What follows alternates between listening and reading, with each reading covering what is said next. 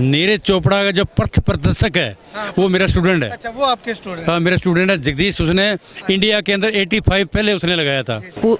उत्तर भारत की मैं एक थी और नेशनल में जाती हैं तो हमारे गांव की सारी लड़कियां जाती हैं। अच्छा। अगर लड़की समाज के अंदर पड़ जाती है तो वो पूरा परिवार पड़ जाता है या पूरा परिवार आगे बढ़ जाता है। अगर आपके बच्चे ने किया है 12वीं पास तो केवल डिग्री ही क्यों, लक्ष्य कोचिंग सिरसा लेकर आया है फाउंडेशन बैच, जिसमें एडमिशन लेकर आपका बच्चा कर सकता है डिग्री के साथ सरकारी नौकरी की तैयारी और बन सकता है IAS, IPS, HCS, income tax और एक्साइज ऑफिसर, और कर सकता है आपके व अपने सपनों को साकार।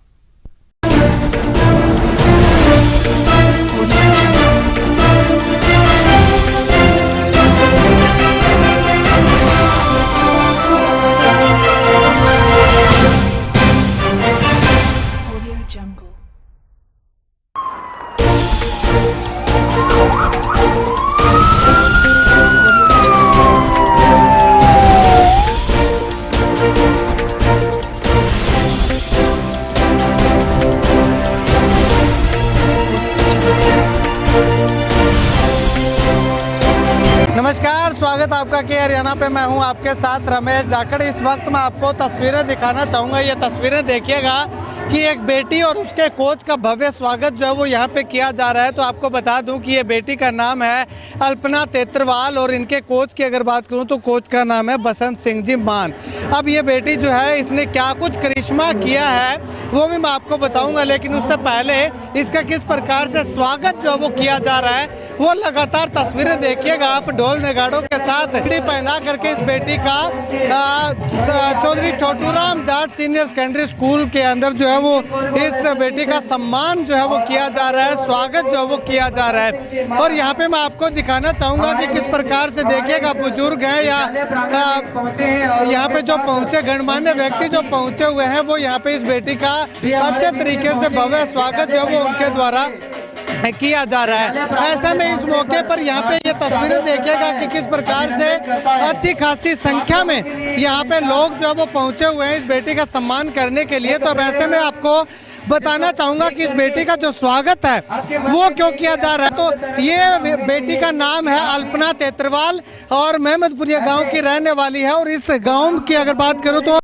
वॉलीबॉल की इंटरनेशनल टीम में इस बेटी का सिलेक्शन जो है वो हुआ है और इंटरनेशनल वॉलीबॉल की इंटरनेशनल टीम में ये खेल करके यहाँ पे पहुँची है। तो उसके बाद गाँव के लोगों का खुशी का ठिकाना जो वो ना रहा और जैसे इस बेटी के यहाँ पहुँचने की सूचना मिली तो सूचना मिलने के बाद जो है वो यहाँ पे एक भव्य कार्यक्रम जो है वो इस बेटी का स्वागत समारोह के लिए वो रखा गया।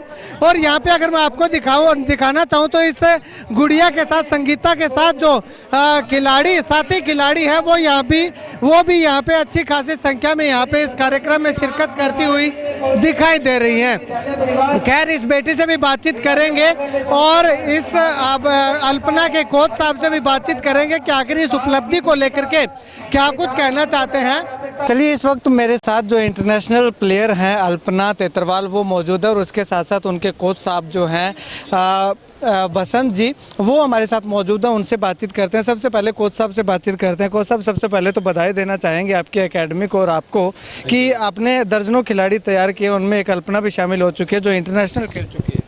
हाँ जी, ये मेरी 14वीं इंटरनेशनल है और मेरे एकेडमी की लगातार चौथी इंटरनेशनल है, मतलब पिछले 3-4 सालों में। तो देखो, मेहनत है, मेहनत बिना कुछ भी नहीं हो सकता। रिजल्ट से कुछ भी हो लेकिन मेहनत तो करनी ही पड़ेगी।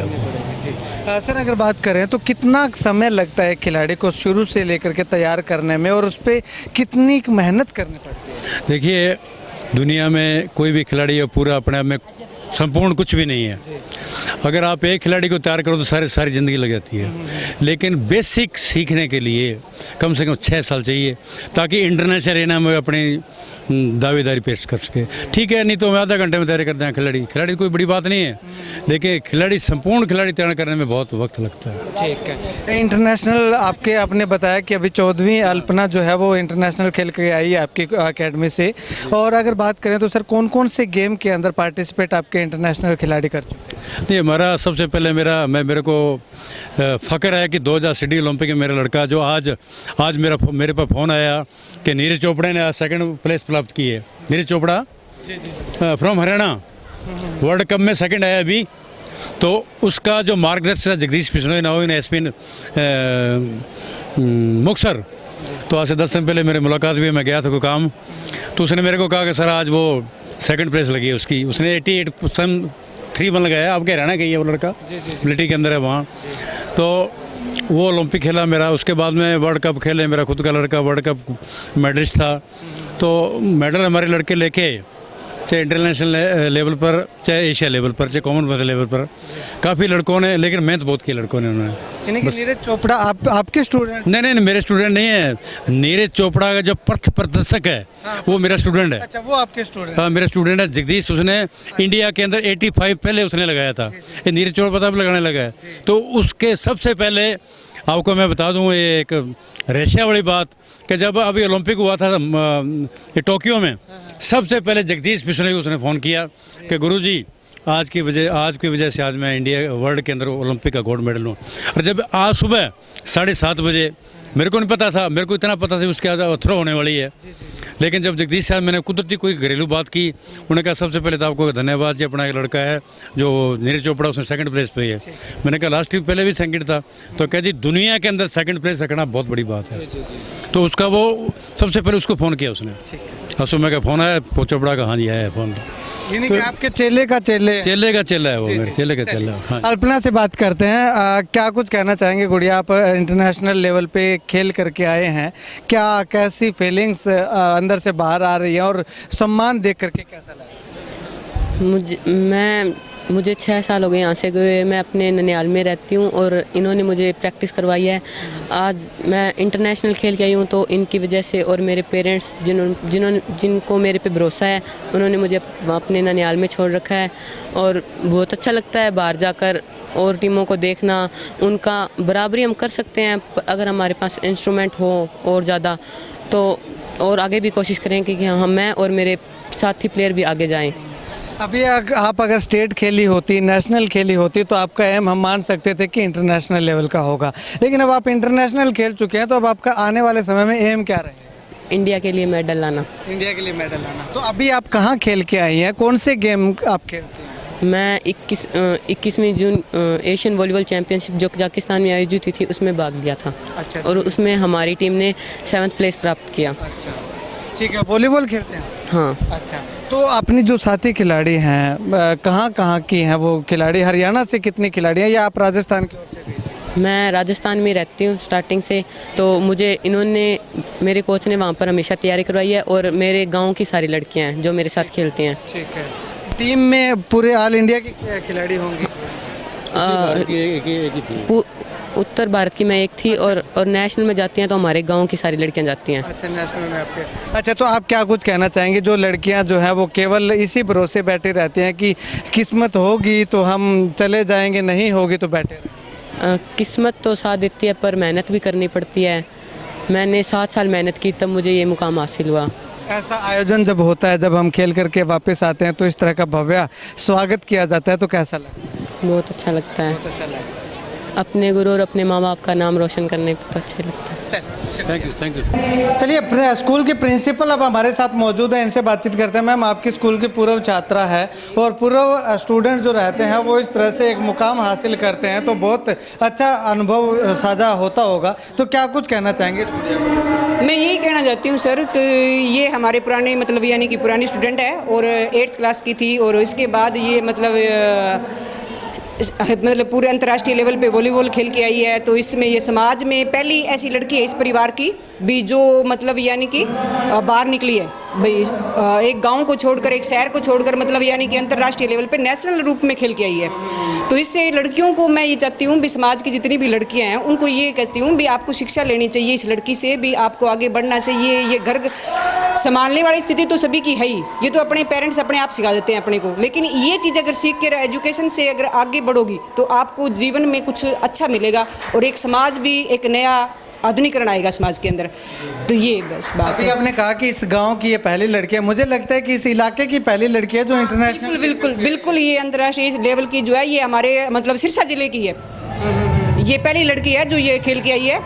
और अब मैं ये चाहती हूँ कि लड़कियाँ जितनी भी मेरे स्कूल की हैं टोटल्स या अन्य स्कूलों में जो पढ़ रही हैं वो सभी लड़कियाँ किसी न किसी क्षेत्र के अंदर अपना स्थान हासिल करने की कोशिश करें, क्योंकि अगर लड़की समाज के अंदर पढ़ जाती है तो वो पूरा परिवार पढ़ जाता है या पूरा परिवार आगे बढ़ जाता है। ये इलाका जो है, इस इलाके में महिलाओं को काफ़ी पिछड़ा हुआ माना जाता है। बिल्कुल पिछड़ा हुआ माना जाता है सर। यहाँ पर लेडीज़ आज भी जो है घूंघट के अंदर रहती है।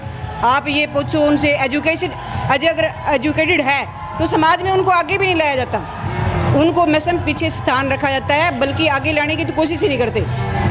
लड़कियों को जितना अहमियत खुद वो जाके आगे बढ़ेगी, कोशिश करेगी, तभी समाज में उनको स्थान मिलेगा। नहीं तो बाकी वैसे आपको पता ही है भी कोई किसी को बैठने के लिए नहीं देता, चेयर पे बैठो, हासिल खुद करनी पड़ती है हर चीज़ के लिए। तो लड़कियों को इस चीज़ के लिए अपने आप हासिल करना पड़ेगा। अंतिम सवाल करूंगा, बाकी और लड़कियां जो है वो इस इलाके की हैं या अपने प्रदेश की हैं या देश की हैं, उन लड़कियों को क्या मैसेज देना चाहिए? मैं ये मैसेज देना चाहती हूँ भी अगर लड़की अगर प्रोग्रेस कर गई, वो समाज के अंदर अच्छा स्थान प्राप्त कर गई, तो यानी कि पूरा भारत एक अच्छा बन जाएगा, पूरा मतलब यानी कि आधुनिक बन जाएगा।